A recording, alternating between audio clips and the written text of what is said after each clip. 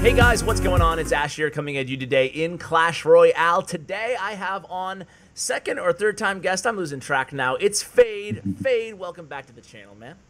What's up, Ash? Thank you for having me. No problem, dude. I get a lot of requests to have you back on. You were one of my first free-to-play expert players way back in the day. It's got to be like a year ago now. I'll link the video. And you, God bless you, man, you've stuck with the same deck. You've stuck with the same deck with one change that we're going to talk about actually in today's video. But you stuck with the same deck forever, it seems like, as a level 12. But you've maxed out this deck now because I imagine you've just been requesting these cards, right? Yeah, for the commons, it was more easy to max out, obviously, because commons, you get a lot from free chests, from gold chests and silver ones. And then the hog, I just request for like months, and then that's how I got it to max.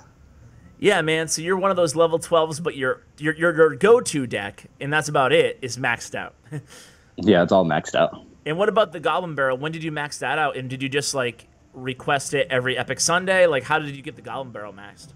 Yeah, actually, in the beginning, I thought I would never get a max Goblin Barrel until they had the Epic Sunday where you can request for every Sunday, and that's how I got it. And I also, before the update, I used to, whenever the Goblin Barrel showed up in the shop, I just bought a bunch of them. You can't obviously do that now, but that's what I did, and I got that maxed. Rip, man, rip the new shop. What do you think of the new shop? It's not really new anymore, but were you kind of as bummed out as everybody else was about it, or? Yeah, I like buying, for especially free-to-play players, I like buying the cards I specifically like in bunches. That's what I usually save my gold up for, and now it's kind of hard to max your cards out as a free-to-play player. Preach, man, preach. Even as someone who spends, it's tough because it's not like you can binge on legendary cards anymore, you know? Yeah. But anyway, let's talk about this deck here. We're going to show some play-by-plays. We're going to talk about why you added bats into the old version had, what was it, goblins there? What was the card? It was Spear Goblins. Spear Goblins, okay. Yeah. And we added bats in. That's been the only change that you've ever made to this deck. But before we get into that, let's talk specifically about the deck as a whole. You routinely crack top 500, top 1,000 in the leaderboards as a level 12. Granted that the deck is max, but you still have the lower DPS on your towers and the lower HP on your towers. Let me start out by asking you why you don't, just try to get to a level 13 so you have that advantage. I bet you could be a top 200 player if you did that. Right now, I am 60k experience away from 13, oh, wow. So okay. I'm really far. If I could, I would, but it's just way too far. Okay, I don't have enough gold. Yeah, so it's not like on purpose. You just haven't upgraded enough other cards to get to level 13 yet.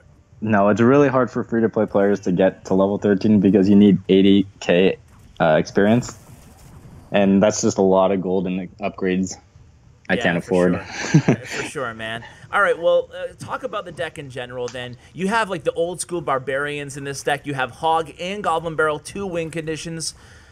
For those of us who weren't with CWA for a year or whatever, why don't you kind of break down the deck and kind of take it from scratch? How are you playing this deck? Yeah, so for now there's a lot of Tornado and Ladder, so I usually don't play Hog right off the bat.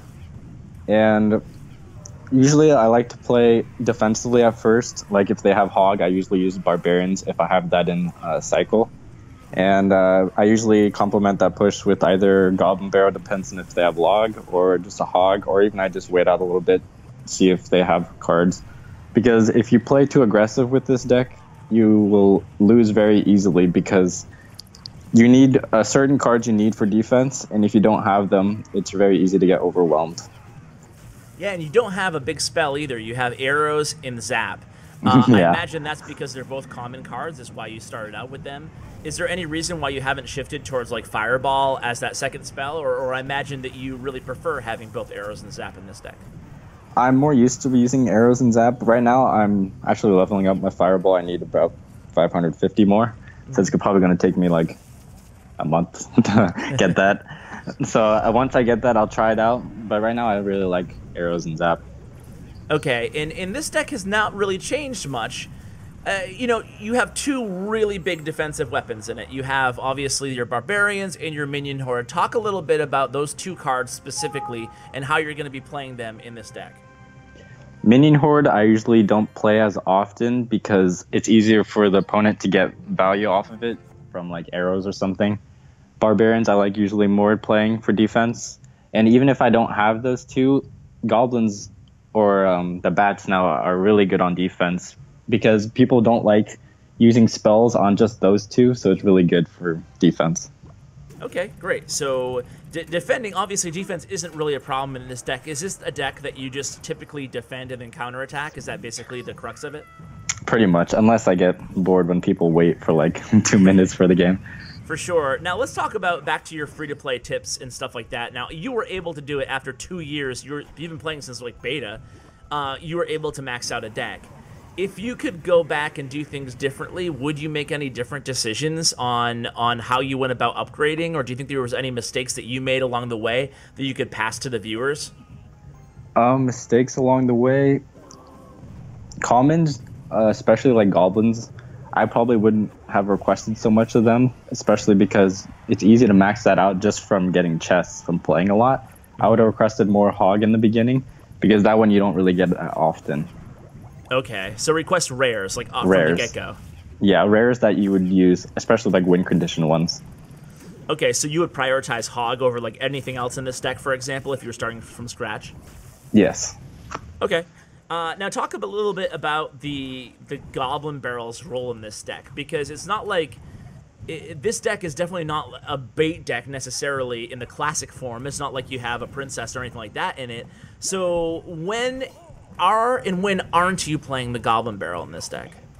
Goblin Barrel, if they have log in cycle or like tornado, I would place it like to the bottom right so they don't tornado to the king tower. So I think I make some mistakes sometimes. But Goblin Barrel is good for taking out pumps because I don't have a big spell. So I usually complement that with like a hog and take out the pump that way. Okay, do you think people are surprised by this deck? Because it's definitely like, it's not crazy off meta. You're not playing like whatever heal and Giant Skeleton, but it's still not like, it's definitely not a popular deck, you know, running both of these win conditions with Barbarians and stuff like that. Do you think there's a little bit of an element of surprise in this deck? Yeah, definitely, because people usually expect Mortar or like the hog version with Executioner or even Rocket. People don't usually expect Barbarians or Minion Horde, but I feel like a lot of people are getting used, like they know me now on ladder, so they kind of expect it. Yeah, I mean, when you play the same deck for, you know, a year, I guess it gets some time to learn the deck. Yeah, a lot of people, I remember back up to the comments on your first video here, and a lot of people were like, dude, this guy played the same deck for a year, no thanks, you know? And that's valid criticism, but I'm sure there's ways to kind of switch up this deck to make it a little bit more interesting if you get bored. Do you ever like swap cards in and out, or are you just like strictly one deck and you just enjoy it? I actually test out different ones, but this is the one that does the best for me on ladder. So this is why I keep it. I do get it gets boring sometimes, but I just like how well it does, and I can just always play grand challenges when I get to save up the 100 gems after a long time and then test out different decks. Yeah, that's true. And you know, I figure that it's like everybody else, right? Is we kind of find one deck that we're pretty decent at, and then we always kind of experiment with other decks, and then we're like, okay, screw it, we're going back to the one that we're actually comfortable with, right? Yeah. And this is definitely your version of that. Okay, so before we get to a play-by-play match, tell me, are there any like common mistakes out there that people ought to be aware of when they're using this deck? We already talked about not going super offensively because this is a deck that you really need to make sure you have the elixir to defend with. It's not like it's a super fast cycle deck.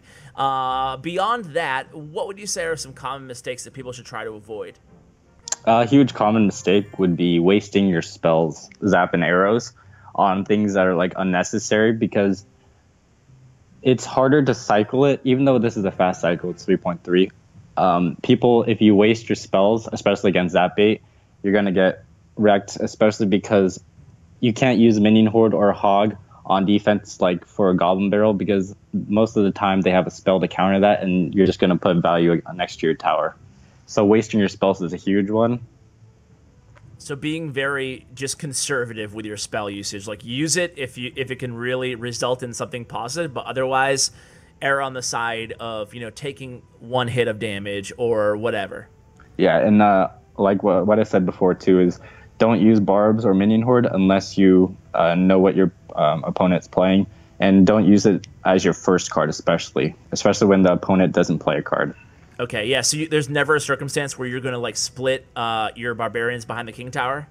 Split. I usually don't split unless it's like mortar, to where I sometimes split in the middle so the mortar gets distracted. Okay. But I usually just keep them all together. Okay, let's go ahead and do a play-by-play against Farminde. Okay. Because he is, I looked at his player profile. Actually, all these players that we showed replays against have really high personal bests. And this guy is, you said this is like the quintessential example of why you added bats in this deck and why you prefer bats. So tell us, maybe before I press play with you and synchronize that, tell us what to be on the lookout for here in terms of why the bats come in handy. Okay, so for bats, they're a lot better than Spear Goblins because they provide more of a threat than Spear Goblins. Just like mentally, people don't want to zap Spear Goblins. But when people play Zap, they're like, oh, that's a good trade. I can zap bats.